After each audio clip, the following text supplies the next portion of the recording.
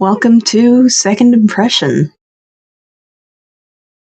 We have the role of the Librarian, played by our lovely Kathrine Snow, the role of Alastair, played by the delightful Jordan, and myself, Monster, as your narrator for the evening.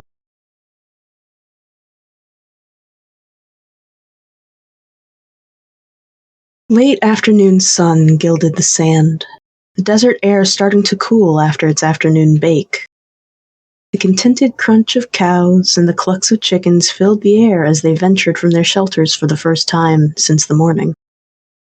A soft swish of water accompanied them as the librarian waded, barefoot, in the little pool between her crops. The wheat reached up past her chest in golden waves. As she cut and bundled the grain into sheaths, she mulled over the other tasks she still needed to complete. Book printing, shelf making, preparing more stone for the morning, and assisting the testificates. That came first. They wanted bows, and the librarian would make sure they got them. Another pack of bandits had showed up 2 days ago, come right up to the wall. They'd acted shocked, almost panicked when she'd yelled at them. When she'd ordered them to leave, one of the bolder ones had tried to talk to her again. She had cut him off with a warning shot. They left without too much trouble after that, but apparently they did this often when they thought she wasn't home. They'd come right up to the locked doors. Henrik dealt with that when it happened. He had an axe of his own, and could use it well. He could have been a pillager himself if he'd had a mind to. He had the build for it. But even if he could keep them away from the door, without range he couldn't drive them away. He knew better than to challenge them outside. Henrik and Min had arranged a watch system recently. Min had relocated to the top of the tower as a lookout, with a system of runners to warn those below when the parties came in sight. They shouldn't need to resort to that, though. Not in their own home. The librarian ripped another batch of stems and bundled them more aggressively than she needed to, then stopped to scan the edges of the dunes. She squinted at a few dark shapes on the hill, but they didn't move. Probably cactus. With a sigh, she returned to her cutting. Alastair lingered in the shadows of the towering library, arms folded as he leaned against the cool wall. He watched the librarian busy at her gardening tasks, apprehensively. He'd continued his habit of stealing from the garden over the past half-moon, successfully dodging the librarian catching him out here. Perhaps too successfully, a twist of anxiety suggested. He hadn't heard a single word from her since she'd aimed an arrow between his eyes. Not even a response when he'd followed her example and left a written note in the little box by the rooms she'd made him. Well, she'd responded, just not with words. Alastair shifted and let out a heavy sigh. Anxiety and uncertainty had started to keep him awake at night. His thoughts raced constantly with what she could be thinking of him, could be planning for him. He had to talk to her. Now, before she finished gardening and he missed his chance. He wasn't keen on following her into the building anytime soon. With a deep, steadying breath, Alastair pushed himself off the wall and made his way up the dune to the garden. The librarian picked up on his steps almost immediately, turning to face him as he climbed. He thought he caught the smallest start, the slightest tightening of her hand around the hilt of her diamond sword, the one she currently used as a grass cutter. She had her goggles on again, obscuring her expression. Alastair? She asked. Her tone gave little away. Alastair startled a little that she had alerted to him so quickly. Only me, he assured her, his hands raising defensively. He approached the garden from the far edge, both to not intrude on her personal space and to stay well out of her sword's striking range. The librarian gave a slow nod, and most of the tension leaked out of her stance. but she tracked him as he walked and didn't return to work. I hope you've been well. Alastair paused at the edge of the field, and his brow furrowed uncertainly. What was that supposed to mean? Well enough, he said cautiously. And, yourself? Occupied, but well. She said with another nod. Alastair frowned slightly as he mulled over that statement. He crossed his arms again and fussed with the folded sleeve of his coat. Understandable. I had wondered why I had not seen you around. He had seen her, quite often, just never worked up the nerve to approach her. And she certainly had made no attempt to approach him. I've not seen you either, so I'm not surprised, she said, taking another chop at the wheat. Alastair's heart leapt to his throat as her sword sliced clean through the wheat stalks. He took a subtle step backwards. Not surprised, Alastair repeated. You, know where to find me, if you've had need of me. She hesitated at that, then returned to lashing her bundle with twine. You strike me as a very private person. I gather you'd not appreciate my presence. Anxiety twisted in his stomach again. I'm not opposed to your presence, he corrected her nervously. He caught himself and turned to pace along the furthest row of wheat stalks. The idle motion soothed his stress and helped him think just a little clearer. You're so involved with your villager clan, I had thought you were displeased with me. Hasn't seen me, has he? She thought, brow wrinkling. But she soothed the thought. He'd stayed here for some time before they talked, long enough to see her meeting the villagers before now. You've respected my wishes, not harassed me or the villagers. I've no complaint.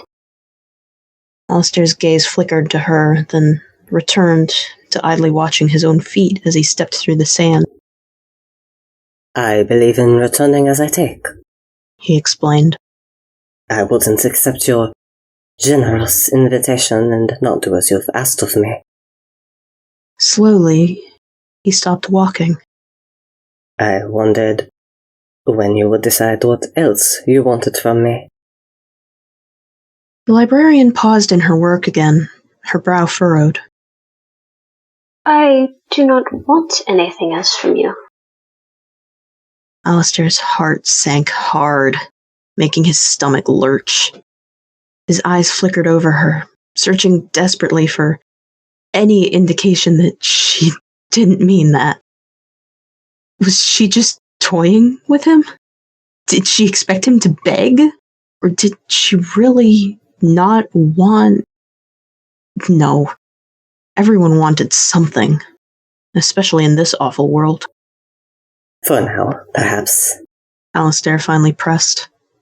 He cleared his throat, realizing nerves constricted his voice. I'm sure you'll think of something you'd like. Discomfort crossed her face, so strong he could see it despite the goggles. She turned away from him and continued hacking at the wheat. A chill of dread went down Alastair's spine at her look.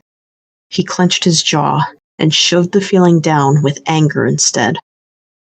Oh, unless you've already got something on your mind. He pressed, his voice low and tense. He paced down the edge of the garden, not daring a single step closer to her, but at least circling around to the direction she faced. Too tempting, of course, for you to have never considered the possibilities. The bloodthirsty brutes of this place would do ghastly things for a good witch in their service. He stopped in front of her, still a careful distance away, and had to purposefully remind himself to breathe. And here, one has fallen into your debt. How terribly fortunate you are. The librarian looked up at him again. He saw the tension force out of her as she took a long, slow breath. I have no need for a witch, Alastair. Anxiety twisted like a vice around his heart again, squeezing the air out of his lungs. He held her gaze in an uncertain way that made him feel absolutely pathetic. A quiet gasp of laughter slipped out of him. Not that he found the situation amusing. He just couldn't help it. Someone will. He realized quietly. Is that your plot then? To sell me out for the right price? The librarian recoiled, half stumbling backward and rising to her full height.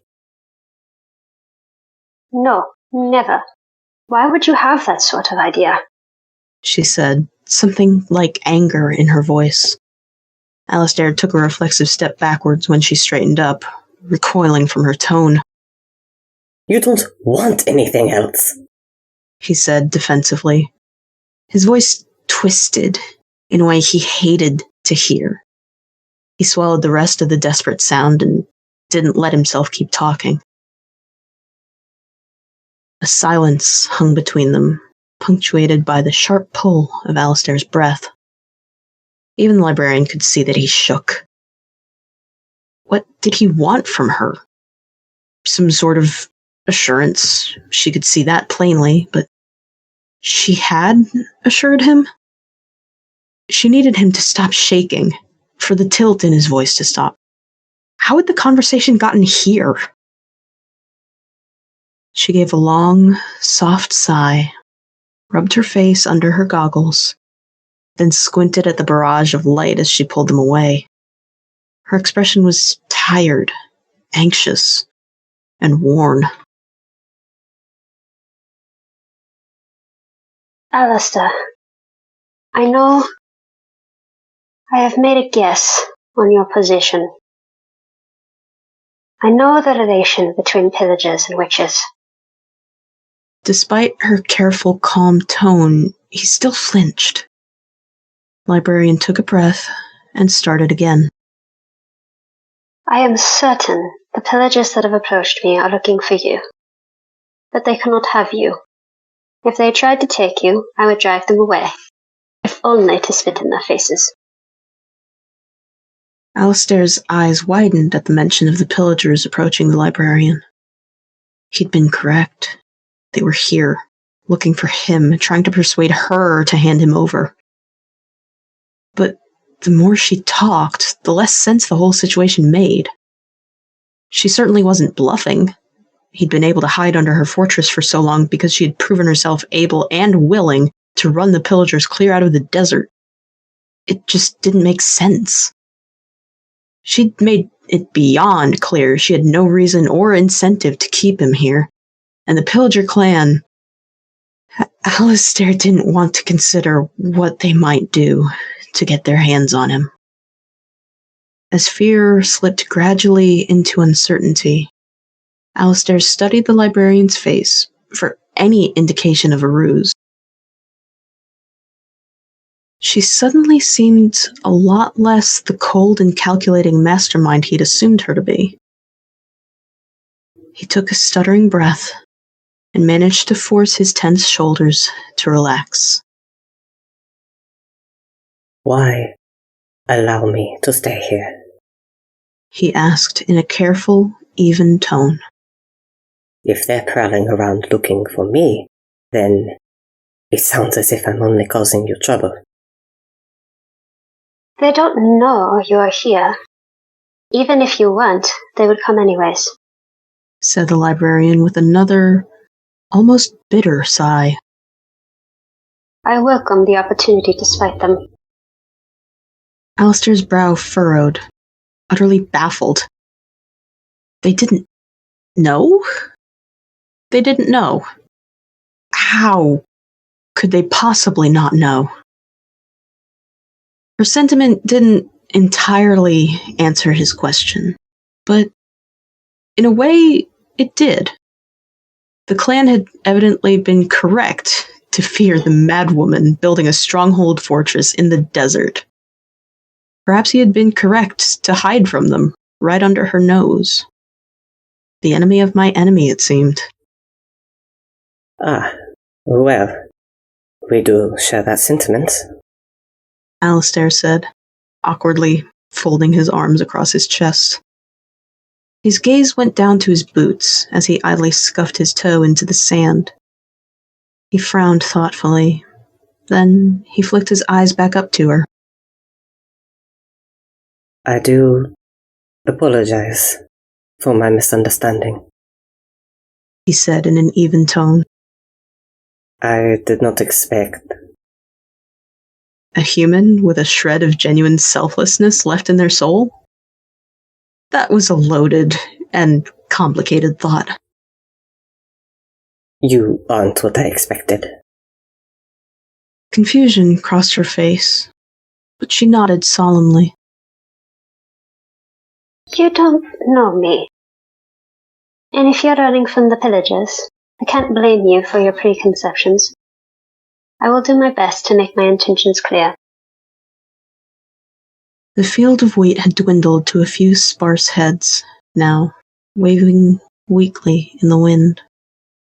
The shadow of the library hung well over the field, casting the space in a mini patch of twilight. Alastair lingered as she completed her work, watching as she cut and bound the last. Are you in need of any more supplies? The librarian asked as she stepped out of the water and onto the sand. Alastair followed her around the edge of the garden, carefully maintaining exactly the same space between them. As he struggled to process what exactly her words, her assurances meant, her question caught him entirely off guard. No, I can gather for myself, He assured her, waving his hand dismissively.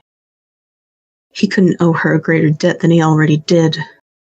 But he decided to keep that thought to himself. The fields take several days to replenish, and you seem limited in what you'll eat. If you have a need, take some of these bales. You can replace that you borrow in one of the chests next time you leave. Alastair hesitated. He very badly did not want to take anything else from her. But borrowing felt better, more familiar. He could borrow, as long as she let him repay her. And he'd been concerned that he'd upset her by refusing the meat she had left in the rooms. Fine. He accepted with a nod. I'll replace it. Thank you. She nodded, stowed her sword, and set two of the bales in his reach at the edge of the field. I have other tasks to attend to before evening, so I'll take my leave. She said, tugging on her shoes. Thank you for speaking with me. Alastair nodded in return, waiting until she'd stepped away before he approached to collect the offered wheat. And you, as well, He said sincerely.